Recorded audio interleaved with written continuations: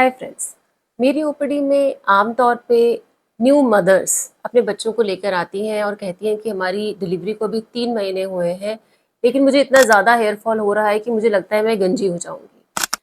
जब बाल धोती हूँ तो मुट्ठी भर बाल मेरे हाथ में आ जाते हैं, तकिए पे बाल होते हैं, पूरे घर में मेरे बाल ही फैले रहते हैं।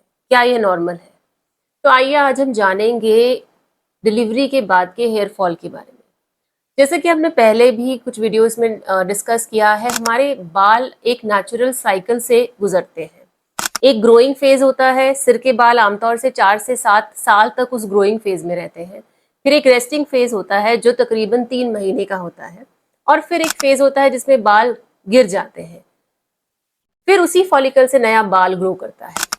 अब प्रेगनेंसी के दौरान क्या होता है, एक हार्मोन ईस्ट्रोजन बहुत ज्यादा मात्रा में होता है।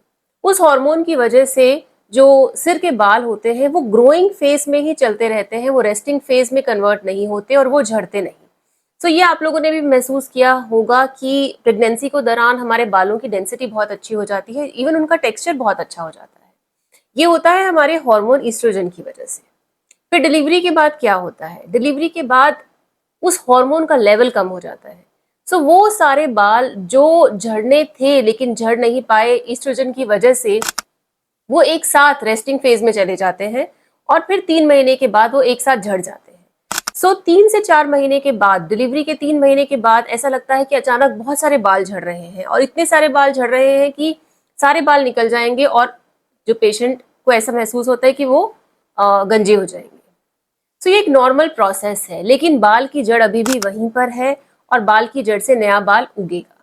लेकिन जब बाल उगता है तो पहले वो छोटा होता है, धीरे धीरे वो बड़ा होता है, और कम से कम डेंसिटी को वापस पहले जैसा होने में 6 से 8 महीने का समय लगता है। ऐसा नहीं है कि सारी प्रेग्नेंट फीमेल्स डिलीवरी के बाद इस हेयर फॉल से गुजरती हैं। ये कुछ ही पेशेंट्स में महसूस किया गया है, और जिनकी न्यूट्रिशन डेफिशिएंसी है, जिनको विटामिन की, मिनरल्स की या आयरन की डेफिशिएंसी है, उनमें ये ज़्यादा नोटिस होता है। जिनका स्ट्रेस लेवल बहुत ज़्यादा है, जिनकी नींद पूरी नहीं हो रही, ये एडिशनल फैक्टर्स हैं जो इस हेयर फॉल को बढ़ाते हैं। इस हेयर फॉल को हम कहते हैं पोस्ट पार्टम टीलोजन इफ्लूवियम। एक और कॉमन क्वेश्चन जो पेशेंट्स मुझसे पूछते हैं वो ये कि क्या ये हेयर फॉल इसलिए हो रहा है कि मैं अपने बच्चे को फीड कर रही हूँ? तो इसका सवाल का सिंपल आंसर ये है कि बिल्कुल नहीं। फीडिंग का इस हेयर फॉल से बिल्कुल लेना देना नहीं है। ये एक हार्मोनल चेंज की वजह से हेयर फॉल हो रहा है, और ऐसा नहीं है कि आप फीड कर रही हैं इस वजह से आपका हेयर फॉल हो रहा है। अगर आपकी डाइट में प्रोटीन की कमी है, आयरन की कमी है, आप अच्छी डाइट नहीं ले रही हैं, तो ज़रूर ये हेयर फॉल बढ़ जाएगा। सो इस सिचुएशन में फीड करना बंद मत कीजिए, अपनी डाइट पर ध्यान दीजिए। कोशिश कीजिए कि आप पर्याप्त मात्रा में दूध ले रही हैं, दालें ले रही हैं, चना खा सकते हैं, सोयाबीन खा सकते हैं। अगर आप अंडे का सेवन करते हैं तो अंडा एक अच्छा सोर्स होता है जिससे आपको प्रोटीन पर्याप्त मात्रा में मिल जाएगा। अगर इन चीज़ों का थोड़ा ध्यान रखेंगे तो ये हेयर फॉल कम हो जाएगा और रिकवर होने में भी बहुत मदद मिलेगी। सो इस तरह के हेयर फॉल को आइडेंटिफाई करें। लेकिन अगर 8-9 महीने के बाद भी आपका हेयर फॉल नहीं रुकता है, तो समय है कि आपको एक एक्सपर्ट ओपिनियन लेना चाहिए।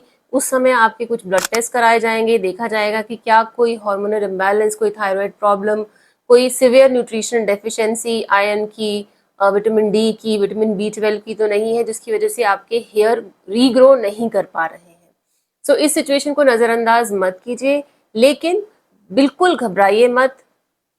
डिलीवरी के 3 महीने के बाद होने वाला हेयर फॉल कम्प्लीटली नॉर्मल होता है, और in all situation, in most situations, अगर हम डाइट पे ध्यान दें, अगर हम थोड़ी सी अपने बालों की केयर करें, अननेसेसरी ट्रीटमेंट से बचें, तो ये रिकवर हो जाता है। मैं हूं doctor Rashmi Jindal, consultant dermatologist at Jindal skin clinic in Rishikesh.